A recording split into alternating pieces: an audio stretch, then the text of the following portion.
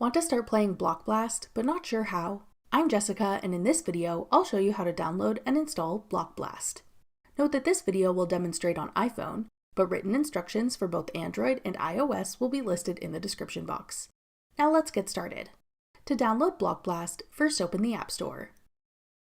Go to the Search tab.